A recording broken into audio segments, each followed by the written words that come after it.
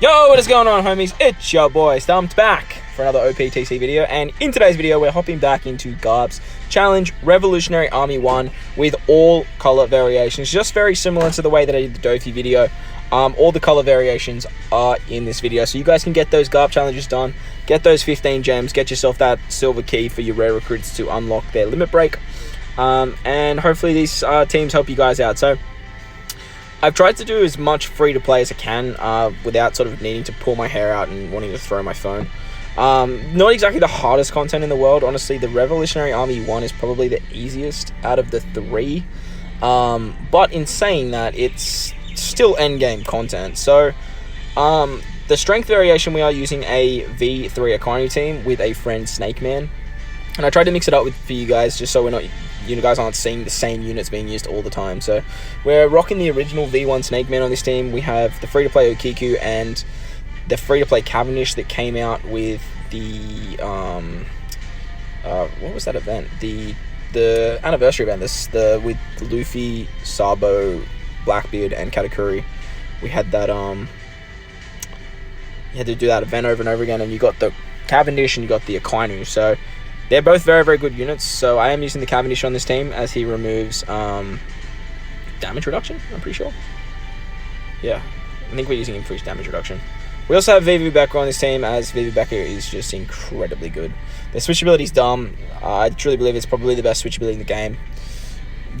Hers or Shankscrew's, they're probably equal first, actually, now I'm thinking about it. But they removed the defense up as well on the Kuma stage, so we're using them there. It's also nice to have a green unit to help us take out the quick enemies when we come up against them. So Akainu just does so much goddamn damage. Like a 4.5 times multiplier with a matching orb is just incredibly strong.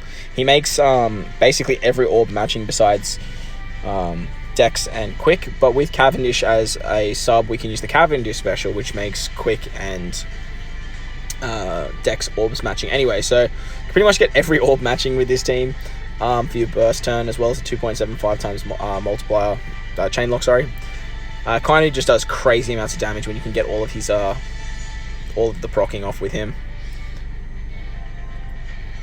It's a lot of fun running V1 Snake Man as well. Having the 2 turns of the orb boost helps out quite a bit. This team actually, we didn't even have the super typing of Luffy. I didn't register and didn't bring someone to remove it. You could easily swap out VV Becker for someone like Usahachi. That way you've got the damage or defense up removal, as well as proccing the super typing. So we get pretty close to dying towards the end here. It gets a little bit shaky, but if you put Okiku on the left-hand side instead of the right-hand side, you can use her special to remove the bind, as well as getting damage reduction. So that way you don't actually have to stall like I am on the Kurosawa and Lindbergh stage. You can sort of just blitz them down and take them out. On to the final stage against Sabo Koala. We're basically just going to use our Snake Man special and our Akainu special, and that's just GG. The fact that we can lower the defense, as well as getting the 2 times conditional boost, the crazy attack boost from Akainu, and the crazy orb boost from V2 Snake Man is just GG for Sabo and Koala. So I'll leave you with the rest of this clip, guys, and I'll see you in the Dex variation.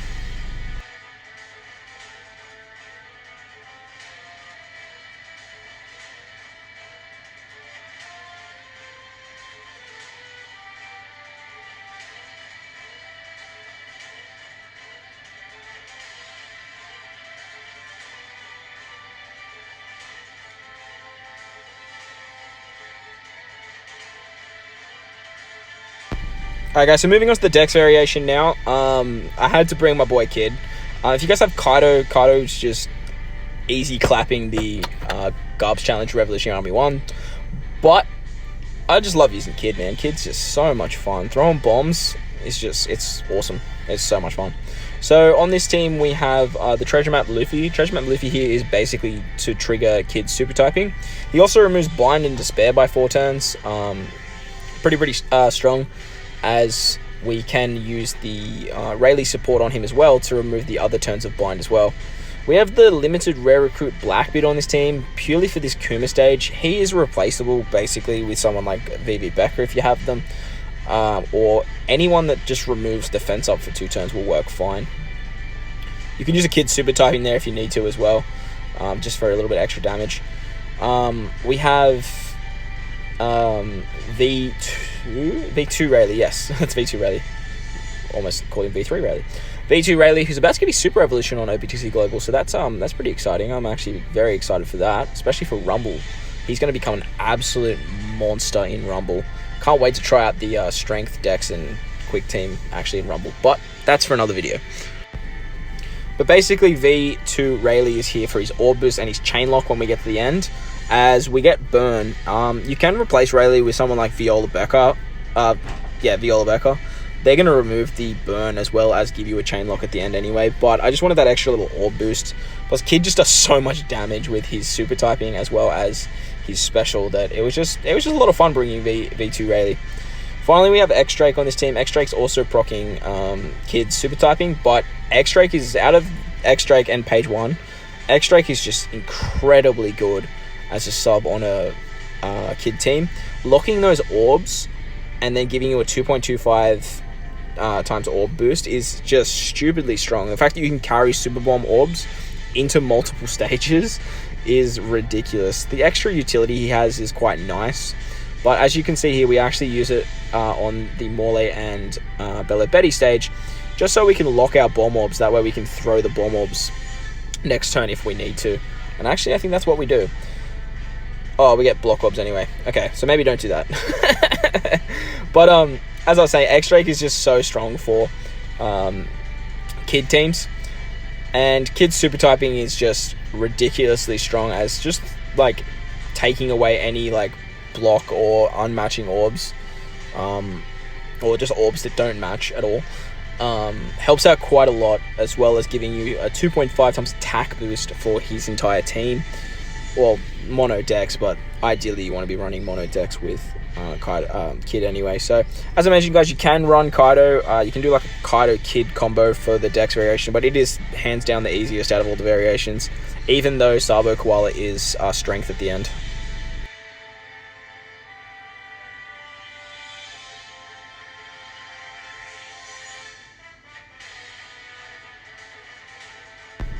So moving on to the quick variation now, I'm actually using Soba Mask as a leader.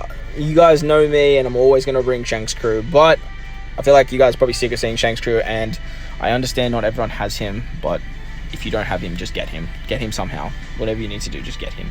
So we're bringing our friend Shanks Crew, and we're using Soba Mask as our leader. So on this team, we are using the Sea Monster again. I actually really like this unit. The Sea Monster unit is actually really, really cool. Removing the defense up works great on the Kuma stage, as well as giving us an orb boost as well. We have Okiku on this team. She's going to remove the Bind and Despair. And we can use her special twice, which means that we can remove the Bind twice with just Okiku. We have Onami on this team. She's going to set the defense to 0 when we get to the final stage, as well as give us a conditional boost. I think we use her on the final stage.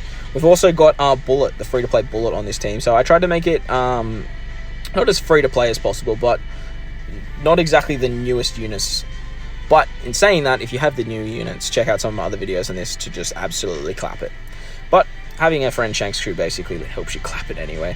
The switchability of Shanks Crew just makes content like this ridiculously easy, as majority of these boss stages don't have huge amount of HP, but they just pack heaps big punches. So getting the 1.5 times rainbow attack boost every single turn, it's really, really strong. Like, really, really strong. And then on top of his damage reduction, his incredible special, his amazing captain ability, just unrivaled.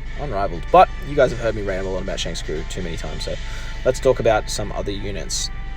Soba Mask is probably a unit that I don't use as much as I should. I love using him as a sub. He's a super sub. Absolutely astonishingly good sub, especially for like V3 lore teams. But as a captain, he can be quite fickle. He takes quite a bit of damage, and he has no damage reduction or HP increase, which sort of just makes him not the most ideal unit in the world as captain. But the fact that you can pair him up with someone like Shanks Crew helps out quite a lot. Once we get to the end here against Sabo Koala, we can just use our Soba Mask special to remove the block orbs. We've got Onami to set the defense to 0, heal us up a little bit. That way we can hit some perfects. And then we have color affinity with our bullet unit. So with that, we've got color affinity against the strength variation of Sabo Koala. So we are just going to absolutely clap them.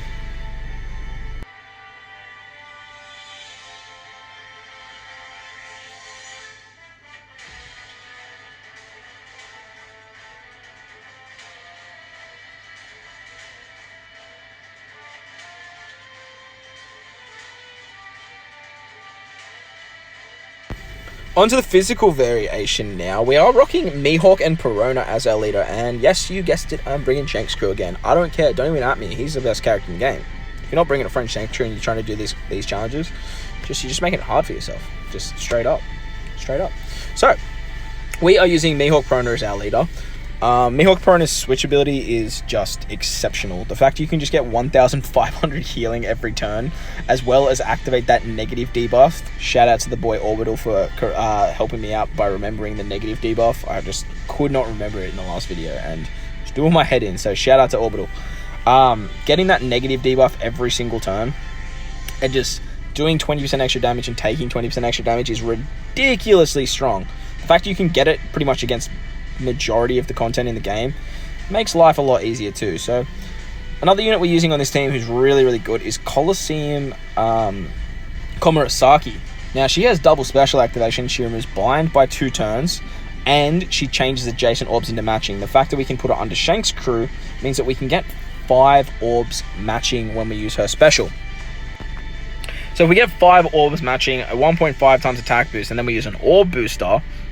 Now that I'm actually looking at this thing, we have no orb booster. Well. And use an orb booster, hypothetically, you can just do a lot of damage just by using like switch abilities and a utility special. So she works really well for this particular content, mainly because of her double special activation. She removes attack down and bind. She'll also come in handy against the Whitebeard challenge as well, if you're trying to run the Psy variation of that as well. Next, we have the free-to-play Zoro Juro on this team. He sets the defense to 0, so he's really good against Kuma. He also removes paralysis as well, another unit that's probably going to come in handy against the Whitebeard Pirates as well. But the fact that we have Zoro on the team means we can actually use the Red Sanji as a support. He removes... Or actually, no, he doesn't remove bind, does he? Who do I have as support on the Zoro? Oh, I had the, what's his name? The Master of Zoro when he was a young kid. Now, that was not essential, but it just helps out quite a lot. There's a lot of really good supports that Zoro has as well, so gives him quite a lot of extra damage.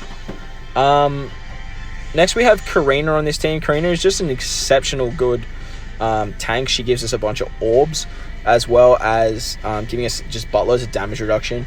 Helps us out if we need to stall a little bit to get our specials back, but she's not overly essential on this team. She just makes life a lot easier. Finally, we have Garp. I wanted to bring 6+ Garp. I actually really enjoy running 6+ Garp. He's really strong. They did a really good job with his 6+. Really happy how he turned out. The fact that we can just get a 3.25 chain lock pretty much every like 7 turns or something like that is just really strong. Especially on this particular content, as if you don't have a way to remove the bind at the end, the burn at the end, you want to make sure you have a chain locker, so that way you can just hit grades and goods and not have to worry about losing too much damage. But if you can bring a burn reducer, that is going to make life a little bit easier. But most burn reducers aren't exactly the greatest units in the world. The only really good ones I can think of is stuff like the Rumble Ace, the Limited Rare Recruit Sabo, characters like that. Otherwise, just bring a chain locker, to be honest. It's the easiest way to get around the final stage. So we can use Karina on this particular stage here to stall out on Kuroso. Bringing a friend Shanks Crew just means that we can avoid that special bind that he gives us. And then with the switchability of Mihawk and Perona, we can just like stall for days. So that's not an issue here. And then once we're ready, we can use our normal attacks and we can just whittle down Kuroso's HP. So we're going to use Garp special here as we've got our Shanks Crew special ready for the next stage. And with that 3.25 chain lock, we can just absolutely obliterate Kuroso. So on to the final stage against Sabo and Koala now. We are going to basically just use our switch effect with our Mihawk Perona. The switch ability with our Shanks crew, that way we got the conditional boost, an attack boost, and a 3.5 times chain lock. We can set the defense to 0 with Zoro, and that's just going to be like GG. Mihawk Perona in their dual form as a captain, giving every color matching, just really strong. As you guys can see, we just hit our greats, we hit our goods, and Sabo Koala just dies. So that was the physical variation, guys. I'll catch you guys in the final part of this video against the Int, well, with the Int team.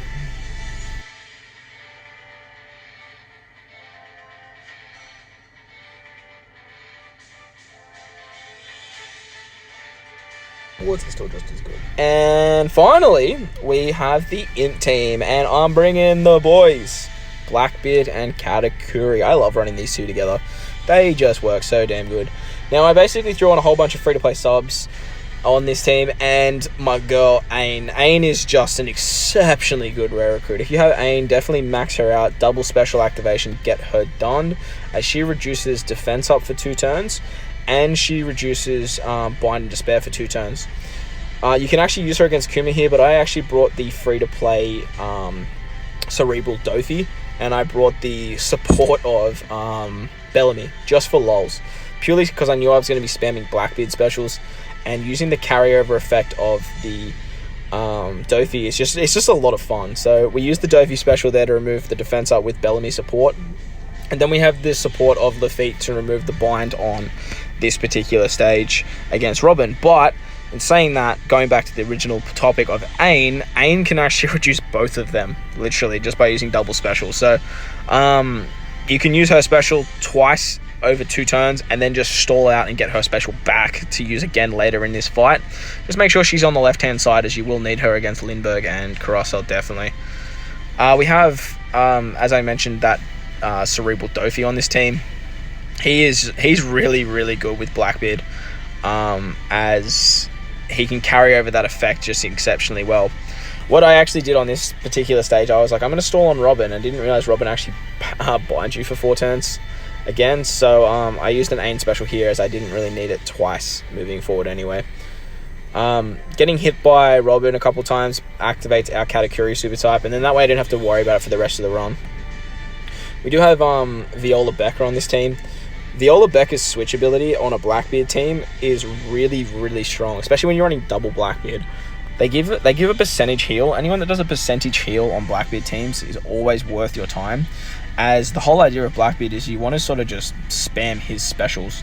So if you're spamming out Blackbeard specials and you can just heal back what you need to every now and again, especially at percentage base as he lowers recovery, you can actually get quite a lot of healing back.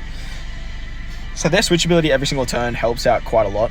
And then we have Akainu and Fuji on this team as well, as their switch ability just gives us so much extra damage output. Viola and Rebecca at the end help out so much as well, because they not only give us the chain lock, as I mentioned in the last variation, but they also actually remove the burn. So we don't have to worry about hitting greats and goods and stuff like that. We can hit our perfects with this team, as Viola Becker will remove that burn that gets inflicted at the end. We have Sakazuki and Fuji here purely just for their switch ability, really. No other real reason they're here. They did work out quite well against Robin, though, that just to sort of clear out the girls around the outside. So you can use them on that stage there, and then you can sort of just use them as you go. Using their special, you can sort of spam it multiple times, as every time you use an int or a strength character special, they get 4 turns of cooldown, and then the Dofi has the cooldown ability as well. So every time you're sort of spamming those specials, you can sort of back it up with the other ones. So that way it just helps out by just spamming specials. But against Morley and Bello Betty, you kind of do want to use the delay mechanic of Katakuri on this particular stage, as you only need Blackbeard at the end.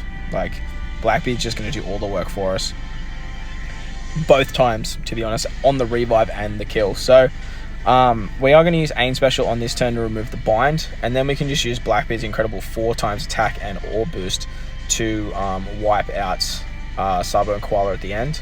I actually used aim special on the second turn, because that way we get the damage reduction as well, and we can sort of just stall a little bit longer on the Lindbergh stage against Lindbergh and Kurosawa. Not that it's overly necessary, but it just helps out quite a lot to make sure that we have the damage output just by doing normal attacks. But using the switch ability of Akainu and Fuji, giving us an ore boost every turn, it just makes it life so much easier to kill these mob units. Well, not mob units, these boss units a lot easier. We've also got the Magello ship on this team. Not really essential, but the Magello ship is just incredible whenever you're running any physical or int-based leader. Using the extra damage reduction, especially for Blackbeard and Katakuri, is just unrivaled. Absolutely unrivaled. For characters like V3 Rayleigh, V3 Law, even like Mihawk Pro and Shanks Crew, you can do quite a bit of damage. So I accidentally just cucked this run a little bit, and I used the Blackbeard special against Kurosawa, forgetting that there's actually a revive on the final stage. But basically, I just reset the game, so that way I could use the Blackbeard special against Sabo and Koala, and then I could use the Dofi special to carry it over. So on the revive, I still have the 4x attack and 4x ore boost. We used the Viola Becker special to remove the burn and give us the chain lock as well, and that way it's just easy claps, like just see you later Sabo Koala. But there you guys go. That was all of the color variations against the Revolutionary Army 1. I hope you guys enjoyed this one. If you did, make sure to hit the like button. If you do want to stay up to date with more OPTC content I post, hit the big red subscribe button too. But guys, most importantly, enjoy the rest of your day. I thank you guys for watching, and I'll catch you all in the next one. Lights